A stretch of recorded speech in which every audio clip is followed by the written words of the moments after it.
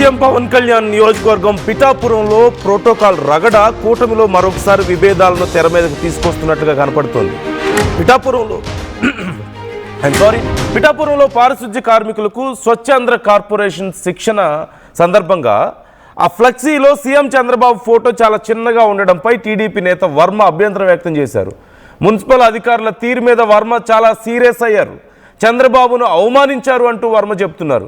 ఎన్నిసార్లు చెప్పినా అధికారులు ప్రోటోకాల్ పాటించడం లేదంటూ వర్మ ఆవేదన వ్యక్తం చేస్తున్నారు. కూటమి నాయకులను సమానంగా చూడడం లేదంటూ కూడా ఆయన ఆందోళన వ్యక్తం చేస్తున్నారు.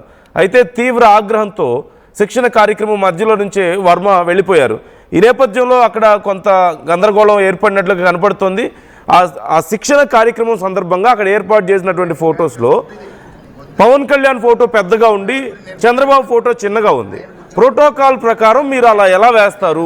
ఇది అవమానం కాదా? చంద్రబాబుని అవమానించడం కాదా అంటూ వర్మ అక్కడ గొడవ పడ్డారట. ఆ తర్వాత అక్కడి నుంచి వెళ్ళిపోయారు అంటూ కూడా తెలుస్తుంది. You can see that photo.